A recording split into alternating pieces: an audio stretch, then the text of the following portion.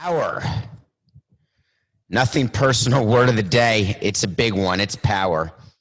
Power can mean all sorts of things. It can reference monarchs, despots, governments, people, schools, universities, companies. The power I want to talk about today is called the Power Five. Anyone ever heard of the Power Five? It's 5 conferences in college football. It's the Big Ten, the Pac-12, the SEC, the Big 12, and the ACC. If you don't know whether your school is in a Power Five, is in the Power Five, I'm not going to help you. I'm not going to list the schools. But we're talking the big fromage, from Alabama to Texas to Clemson to Nebraska to LSU to Florida State. Not the Ivies, not the Big Sky, not even the MAC. MAC made news this offseason, this weekend, canceling football. Everyone's canceling football except the Power Five. They spent the weekend in meetings. A couple weeks ago, we had Jonathan Holloway, the president of Rutgers. He talked about the fact that there's going to be an on-off day. There's a day where they decided as a conference, the Big Ten will make the decision whether football will be on or will it be off. But of course, they say it in a different way. They say that they're talking about all of fall sports. That's how the announcements come. The Ivy Leagues have decided to cancel fall sports. The reality is we're talking football, not just because it's the biggest business, the biggest fan base, the biggest broadcast deals, the biggest booster generating donation giving sport. It's football. So the Big 12 got together. I call it the Big 10. I think there's 14 schools in the Big 10. We've spoken about it ad nauseum on the show. I'm not going to waste your time. Maybe one day, one of you will explain to me how these names happen. But until then, we continue. 14 schools got together on a call, Jonathan Holloway amongst them, for Rutgers, who's now part of the Big 14. And the vote was 12-2. Now, this is Michigan, Penn State, Michigan State, Wisconsin, Minnesota, Iowa, Nebraska, Indiana. 12 out of 14 schools voted to cancel the football season. Now, this is the same conference where we spoke on Nothing Personal, that they released their schedule the day the Big Sky canceled football. They were going full steam ahead. I get it. I'm not upset about it. I understand what they were doing. They were trying to say, we've got to prepare. We've got to believe that it's going to happen. So 14 people got on a phone call. They discussed what it means to cancel. How will they deal with the finances? Remember, Rutgers in the Big 14, obviously, if Nebraska and Iowa voted not to cancel, that means Jonathan Holloway voted to cancel, knowing as a first-year president what football means to Rutgers in terms of money, knowing that he was involved and is involved in major lawsuits as it relates to professors trying to deal with budget issues. We know we've talked about Stanford canceling sports, trying to figure out how to balance the budget. We've heard Barry Alvarez of Wisconsin talk about what to do if there's no football and how serious it's going to be. So they get on a call and they're trying to decide in a climate of absolute polarity. I think I just made up a word, Coca, for a Monday morning. Polarity. Could you check that? It feels like it's a word. Polar opposites. You've got players who are uniting, not unionizing. There's a big misconception. College football players are not in a union. They are uniting. First, one conference at a time. We went through it last week. A lot of college football and Nothing Personal because, hey, that's what's happening. First, the Pac-12. Then we saw the Big Ten. A statement of demands, of requests, of thoughts, of what we need. We want to be safe. We want to play. Then this weekend, it got even more serious with more players getting together across all conferences. It feels like Trevor Lawrence was leading this charge, but only maybe because people I follow him, so I see it more on Twitter. Maybe because there are more articles about him because he's the best quarterback in the country. Maybe because he's likely a consensus #1 pick, and there could be tanking for Trevor going on this coming season in the NFL. But Trevor Lawrence was extremely outspoken and very clear as to what his view was. And it started with a very similar hashtag we've seen in the other sports. We want to play.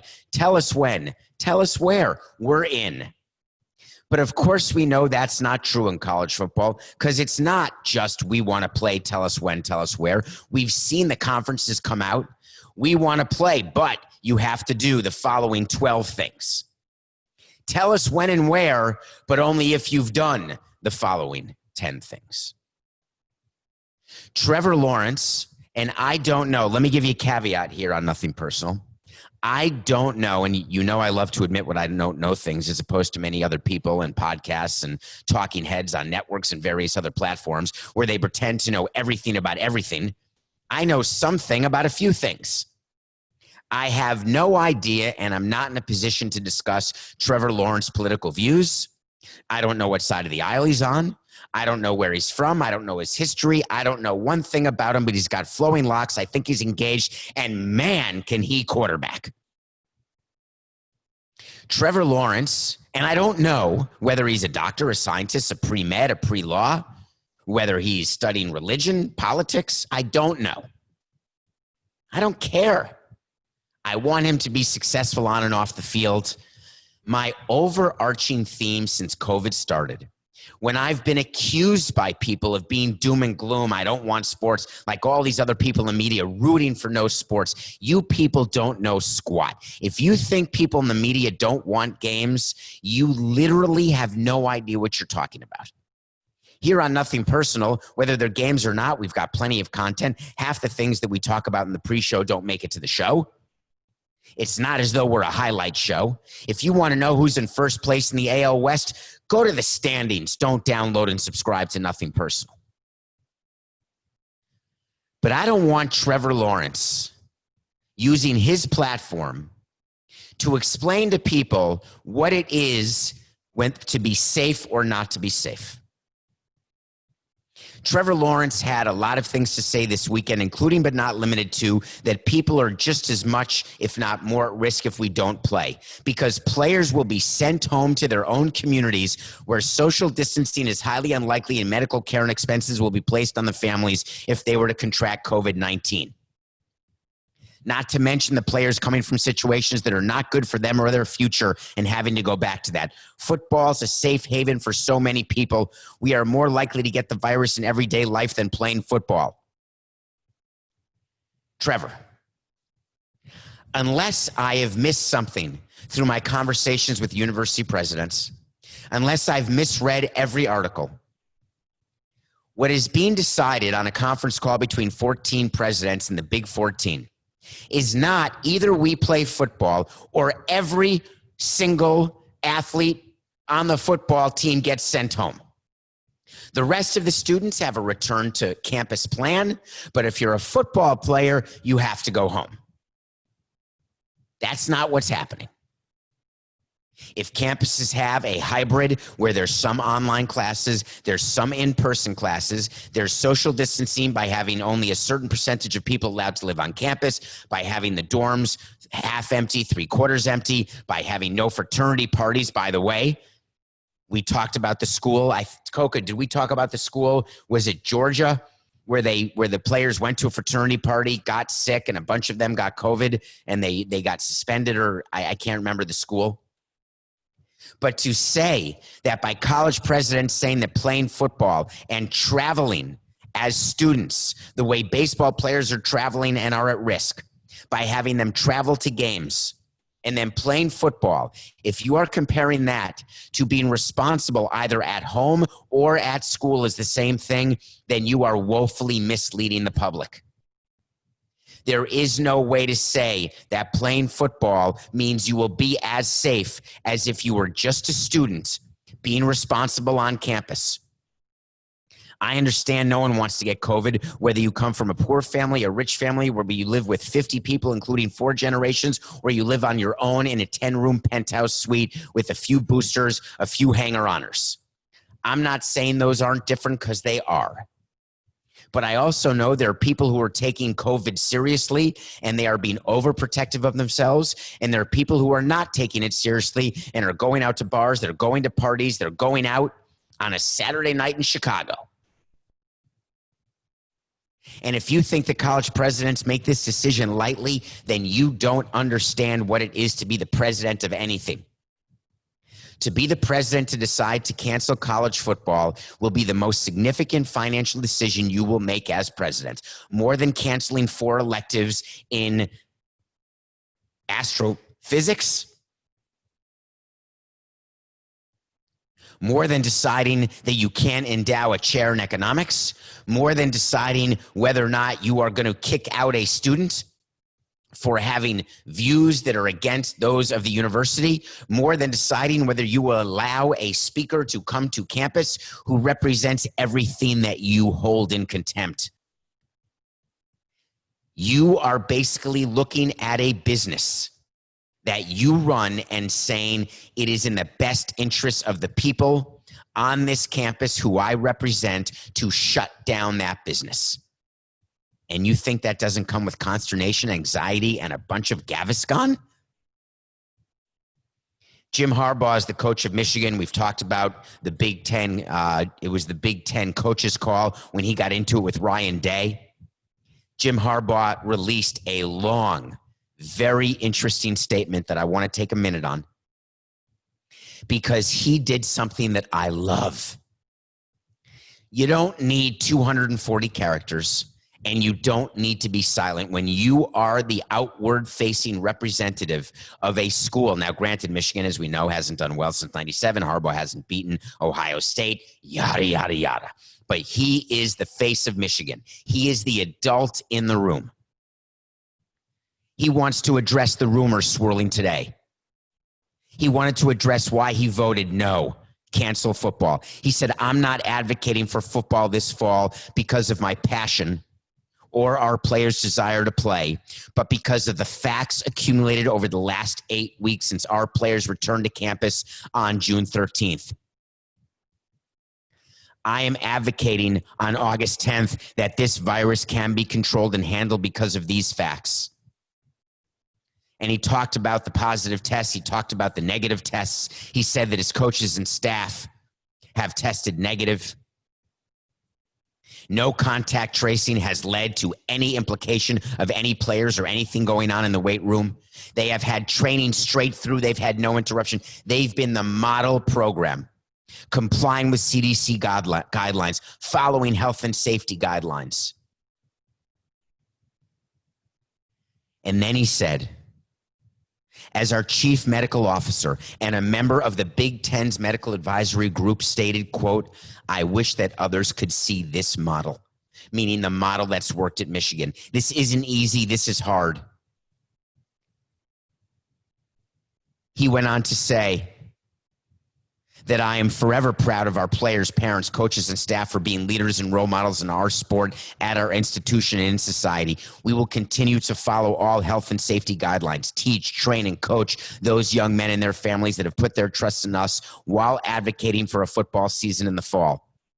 In quoting President Theodore Roosevelt, we do this quote so that our place will not be among the cold and timid souls who know neither victory nor defeat. Hashtag we want to play, we want to coach.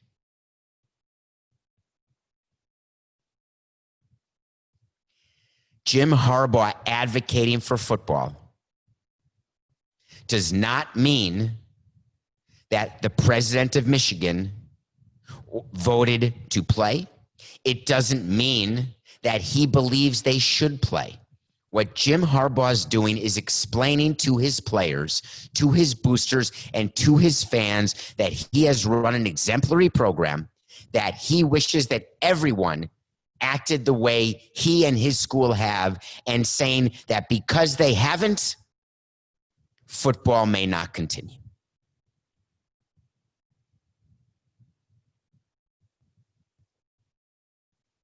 It's a fascinating story about a society where those who act in one way impact in another way. Coca, you just whispered it was Rutgers. What does that mean?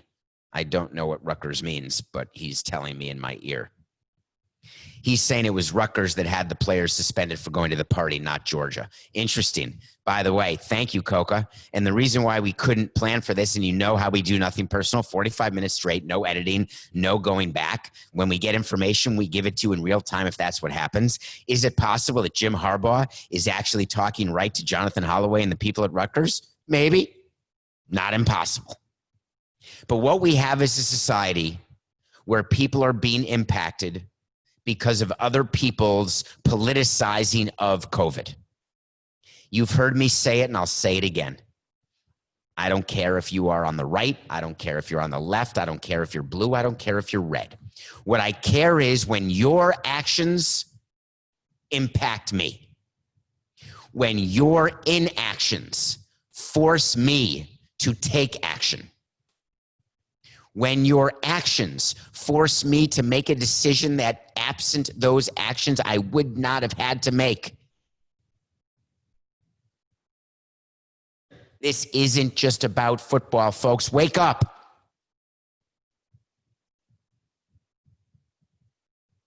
This is going on all over the globe. You want to go back to sports? Let's go back to baseball. Let's talk about a pitcher for the Cleveland Indians trying to make the playoffs, fighting the Minnesota Twins, Chicago White Sox in a division, trying to hang on to Francisco Lindor for one more season, one more run, make that window greater, where they may have an ace in Shane Bieber. Got a little roughed up this weekend, still doing just fine. Zach Plesac. Coco, we didn't talk about this. Is Zach Plesac Dan Plesac's nephew or son? Dan Plesac is a former Major League Baseball player, pitched for the Brewers. He was a reliever. He's on MLB Network now. He is either the nephew or the son of Dan Plesac. I'm going to vote nephew while Coco checks it out. Why is Zach Plesac in the news? Because it finally happened. Zach Plesac was sent home. This is the nephew of a big league player. Grew up around clubhouses, grew up around Major League Baseball, and grew himself into a Major League starting pitcher. Guess where he is right now? He's in Cleveland. Guess where he was? He was in Chicago. Let me read to you what Zach Plesac said. I would like to apologize to my teammates, the entire Cleveland organization, and all of our fans for my actions Saturday evening. I realize I made a poor choice to leave the hotel, which broke protocols and could have endangered other people. I understand that in these times of uncertainty, I need to be more vigilant and responsible, and I am determined to earn my teammates' forgiveness and get back to work. What a bunch of horse hockey. Are you apologizing to the other players on the other teams? What happened? What happened was what happens to every single player and every single pitcher who pitches on the road on a Saturday and then goes out. Half our pitchers went out the night they pitched, but that's another story. You've heard the stories. He went out in Chicago. Did he get caught? Was he on camera? Did he come clean? Did he have a unbelievable case of the guilt? And he went right into his teammates or his coaching staff and said, I'm so sorry, but I needed a cocktail, so I went out with a bunch of friends in Chicago. Yeah, we went to Russian Division. There weren't that many people there. It's not like I picked up the peanuts off the floor. They sent him home. He doesn't pitch for 5 days. I want to know whether the Indians are going to skip him next in the rotation. It's not a wait to see. If I'm president of the Indians, I'm not skipping him. I'm quarantining him. I'm testing him. And assuming he stays negative, he's taking the mound. If MLB suspends him, that's a different story. But mark my words, if MLB suspends Zach Plesac, there will be mutiny. If MLB suspends a pitcher because that pitcher went out on a Saturday night, game over. They better be looking at the security cameras of every team hotel, and they better get those compliance officers to stand at the door like security. At our team hotels, we always had security because they'd stop autograph seekers, or sometimes they'd stop certain women but not others, certain men but not others. It would be like a bouncer at a bar. You, yes, you, yet no. Definitely not. They'd have a picture of certain people that we wouldn't allow. Some people that may have been a little crazy on the fan side. Some players would tell us this woman cannot come into the hotel. Some players would say, please let this woman come in, not this woman. We don't ask. Is it a girlfriend? Is it a wife? Is it a friend? Is it a sister? Is it a cousin? Is it both? Is it all? Hey, it is what it is. The reality is you better have the security officers with the compliance officers showing ID for anyone who leaves the hotel for any reason. And then you're going to suspend every one of those players? You think the Marlins and the Cardinals have issues? You think the peer pressure? It's really funny. I really love it. MLB thinks, and the other team presidents and the GMs, the Cardinals and Marlins have made mistakes and we're going to be different.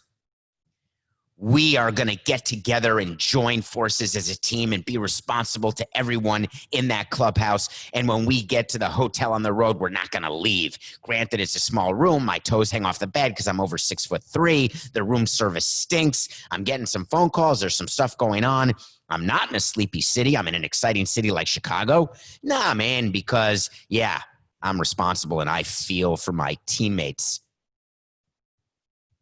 GMAFB.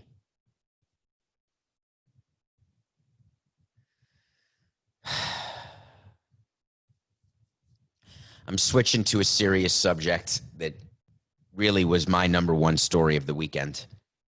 And I want to say that I appreciate the So You Want to Talk to Samson. And I appreciate the fact that you get into Instagram at David P. Samson, you get into Twitter at David P. Samson. I appreciate when you ask questions, and there's some of them that I don't want to answer, but I feel as though I have to. And this was one of them. The question was, how would you have dealt with the Tyler Skaggs situation as president of the team? The situation is not the fact that Tyler Skaggs died of a drug overdose a little over a year ago in a hotel. This weekend, word came out that an employee of the Los Angeles Angels is being charged with a crime by the Drug Enforcement Agency, the crime of illegally supplying drugs to Tyler Skaggs. He's being charged with illegal possession with intent to distribute a mixture and substance containing a detectable amount of fentanyl. Tyler Skaggs died. He was over the limit with alcohol. He had many drugs in his system, Oxycontin and fentanyl. There was an investigation done by the authorities, and an employee of the Angels was charged. I'm going to mention his name, and this can't be his name. I must have gotten it wrong. I'm having in my mind that his name is Eric K. If that's right, Coca, let me know, please. Okay. Eric K's job was the director of communications. The director of communications is someone who works under the VP of communications. The director of communications travels with the team. They're at every game, he or she. There's several directors, sometimes one director and two managers, three supervisors, four interns, one VP, one senior VP. Their job, there's a baseball PR, there's a business PR. The way my organization would run is we had a director of baseball communications whose job was to be with the team. They would handle the game notes, which means every game you would give to the press, either on paper in the old days or now electronically, different notes about the game, who's starting, what the record is in the last 5 starts, little nuggets about the team that writers can use when they're writing articles about the team. Their job is also to arrange interviews between the media and the players. These Zoom interviews, or before the time of Zoom, regular interviews when media wanted to talk. In my wildest dreams as president of the team, I could not imagine a director of communications being a drug dealer for the team. There's so many ways for these players to get drugs. We as a team would never give Oxycontin ever. We would give a few Vicodin after a surgery, 2, 3. Never would we give fentanyl. Fentanyl is like heroin. Tyler Skaggs was not taking fentanyl to recover from an injury. The director of communications for the Los Angeles Angels was not distributing fentanyl because he wanted his player to get healthier, to feel better, and be ready to pitch. The director of communications for the Los Angeles Angels is going to go to jail. And the reason that he's going to go to jail is that he violated a law which says very simply, you cannot possess illegal drugs, and if you do, you cannot possess them with the intent to give them to someone else who may not have the ability to say no because of an addiction. As president of the Angels, from day one, I would have done the following. I would have investigated our organization from the outside in. I would have hired an outside firm, and I would have stayed completely out of it. And the reason, and I want to make sure that you understand the difference, because the Angels did this, but it's always difficult to know. In baseball, you've heard me talk about the Blue Ribbon Panel and a bunch of studies that are done by baseball, like is the ball juiced? Are people using steroids? Did we change the ball? Those committees that are formed do not release a paragraph without Major League Baseball knowing what's being released, if not writing it to start with. When it comes to this, if the investigation would find that I was responsible because I was not properly overseeing the person who oversees the director of communications, then I put down the microphone, I put in my ID card, and I walk away. When you're talking about life and death and not competitive, I'm not talking about when I would make up attendance. I'm not talking about trading players or signing players when you don't know if you're going to be able to keep them, signing them when you think you can keep them, but then you can't keep them, and then everyone thinks that you lied and that you did it all wrong and that you had nefarious intentions from the beginning. I'm not talking about relocating a team. I'm not talking about any of that crap. That's business. What business is it to supply drugs to players? I will believe until the day I die, whenever that day may be, and it could be today. It could be any day. So act accordingly, everybody. There is no way the president of the Angels or the GM of the Angels or the manager of the Angels was not aware if one of his players were a drug addict. There is no way. I don't give one scintilla of a crap what anyone tells you. I'm around players all the time. I know when players are stoned. I know when they're drunk. I know when they're on coke. And if you are addicted to Oxycontin or you are addicted to fentanyl, believe me, if I didn't know, I should have, and I'm responsible. And I'm going to make sure that I've got a company who is going to go and find exactly what went wrong, and then I am going to take the blame, not the criminal blame, because I didn't distribute.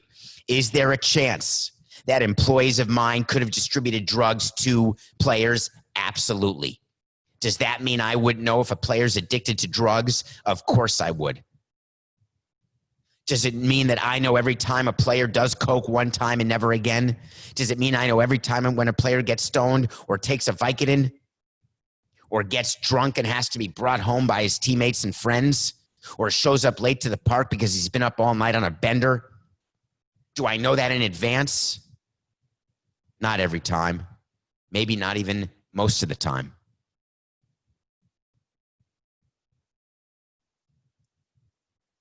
The Los Angeles Angels decided it was in their best interest to release a statement Their statement says that the Angels organization has fully cooperated with law enforcement and Major League Baseball. Additionally, we hired a former federal prosecutor to conduct an independent investigation. We learned that there was unacceptable behavior inconsistent with our code of conduct, and we took steps to address it. Our investigation also confirmed that no one in management was aware or informed of any employee providing opioids to any player, nor that Tyler was using opiates. Bullshit!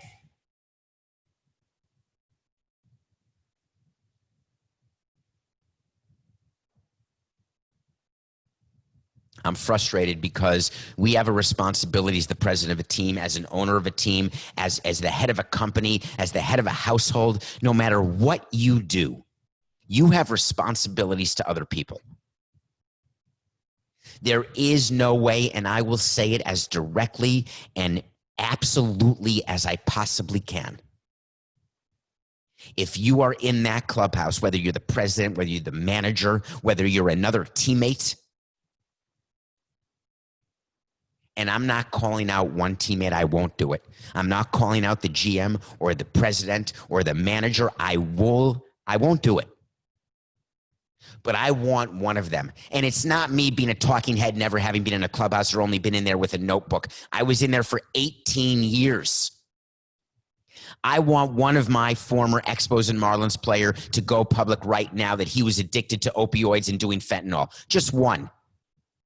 Show me that I'm wrong and that I absolutely am mistaken.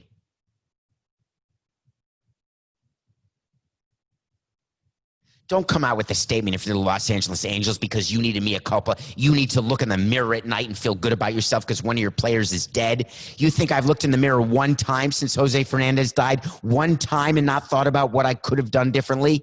Every day. And that's not hyperbole. Every day I think about the last conversation I had with Jose before he did cocaine and crashed his boat. Every day.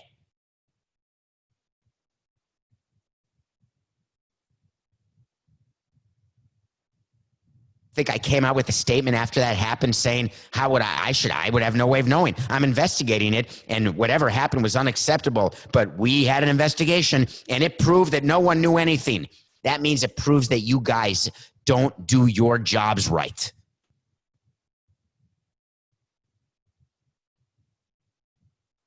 And I'm not taking away from the tragedy of Tyler Skaggs.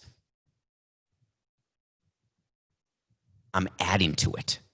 The tragedy is that if you have an organization where the president, the GM, and the manager and the teammates don't know, that means it's going on right now. That means there's more players doing opioids or shooting themselves up or taking fentanyl pills or getting drunk alone in their room addicted to drugs. You think that that director of communications didn't know that Tyler Skaggs was addicted?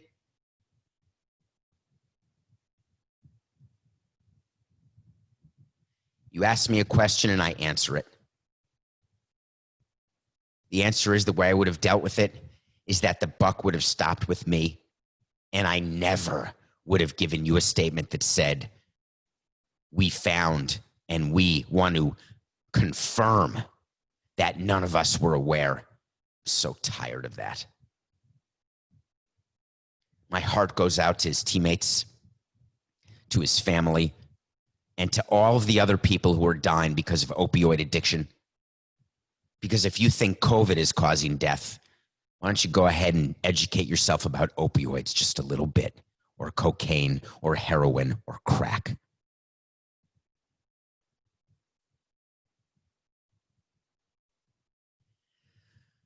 When we come back, I'm going to talk quite a bit about what happened with the Astros and what's going on and why the irresponsible actions of these players is not just based on going out at night, but the basic premise of baseball can involve emotion and inappropriate behavior.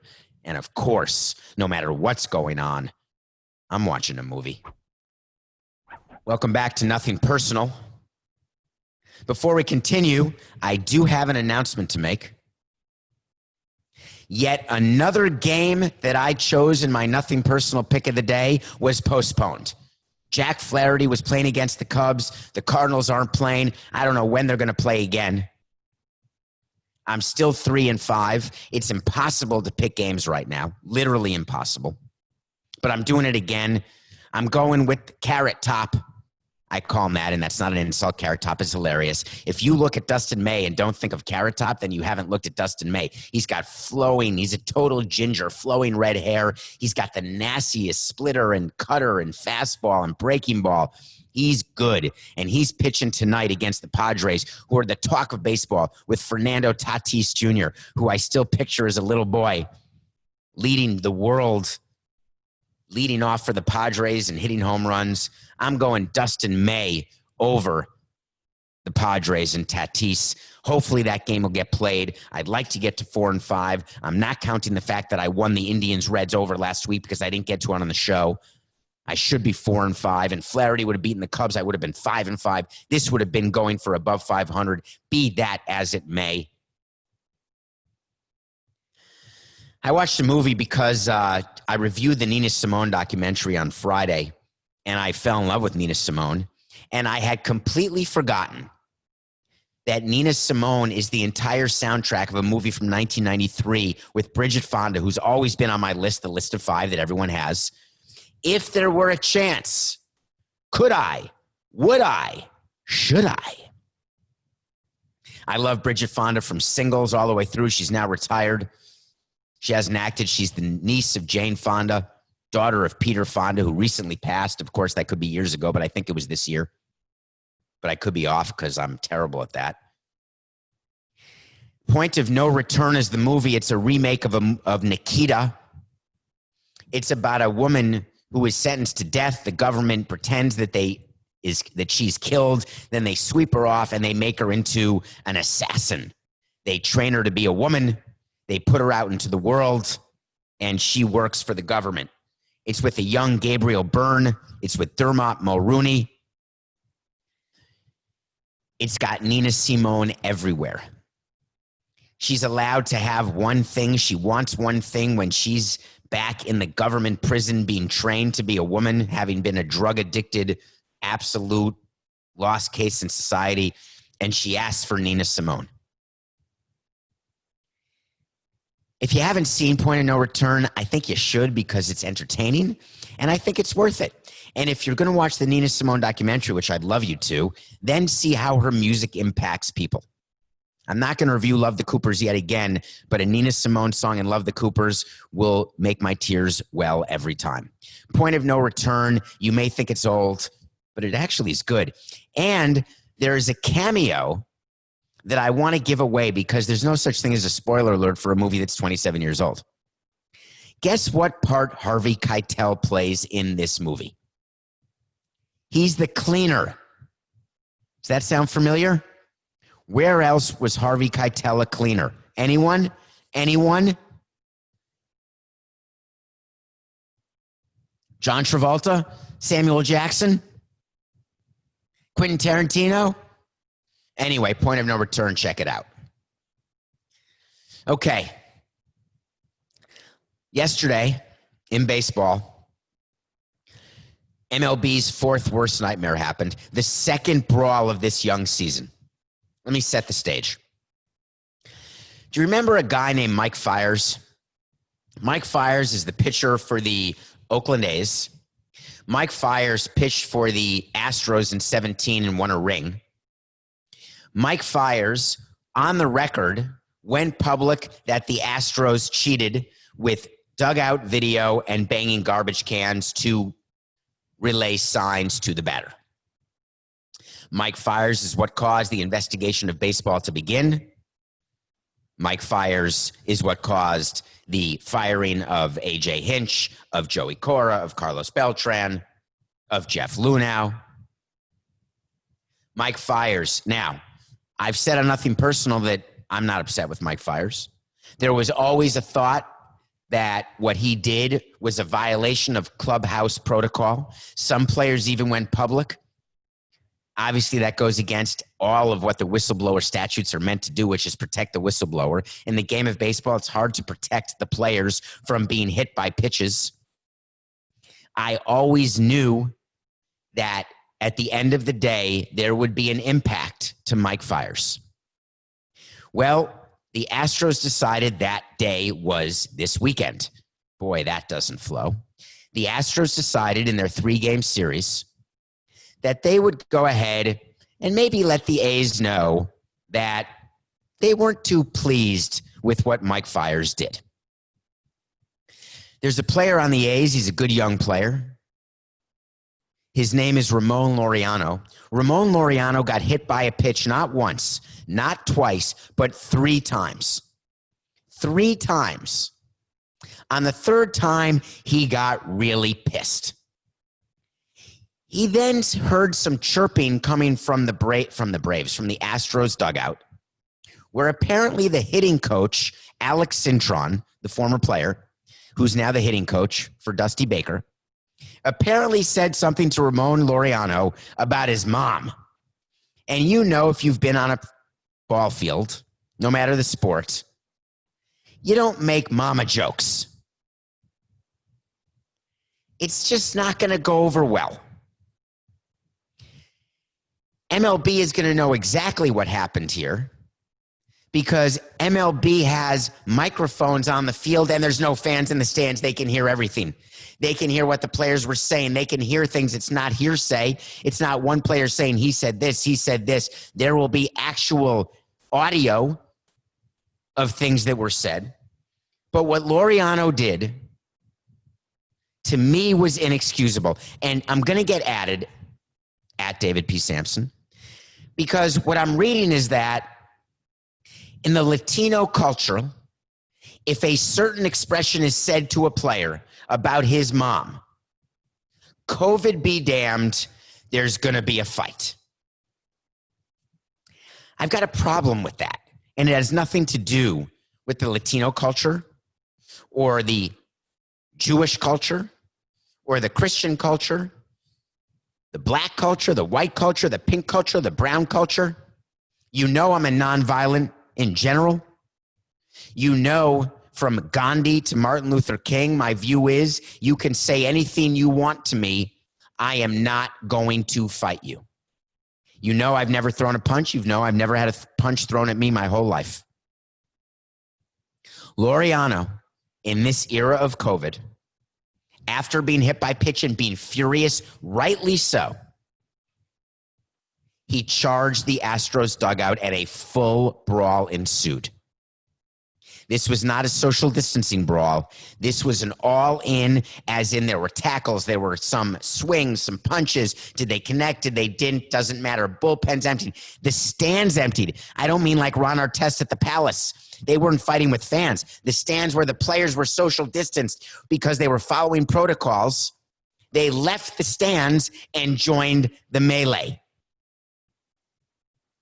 When that happens, the worst possible thing that could happen in baseball becomes possible, where you could have on-field spread from team to team, something that hasn't happened yet with the Cardinals and the Marlins. Major League Baseball is going to come down swiftly and quickly on the A's, and it's going to be another issue because players and the media and fans are going to say, look, another example where the Astros get away with cheating, winning the World Series when they shouldn't have, and the people who would try to take it into their own hands,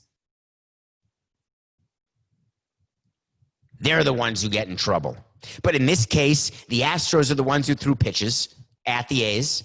Joe Kelly threw behind the Astros, didn't even hit Alex Redmond, got 8 games. I expect the pitchers on the Astros to get suspended. By the way, Coca, did we ever hear that Joe Kelly's appeal's been heard? Do we know whether it went from 8 to 5, which is what I predicted? I have not read that yet. But anyway, Astros players will get suspended. Alex Cintron could be suspended for dozens of games for the part he played, though he stood back and doesn't look like he got in a fight. But if they get audio, then there will be word that he will be suspended. Laureano will be suspended for a minimum of a third of a season. He's going to get 20 games for charging, and you're going to complain, and I'm going to understand but disagree with you. The players, there was a catcher who tackled Laureano.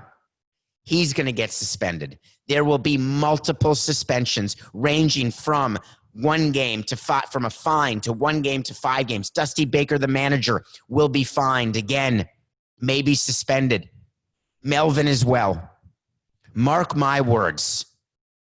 Please, when you have a brawl in baseball, you are endangering the thing that matters the most, and it's not a ball hitting a player in the head, and it's not someone getting hurt in a brawl. You are endangering the thing that matters the most to the commissioner and the owners. It's called business. It's nothing personal.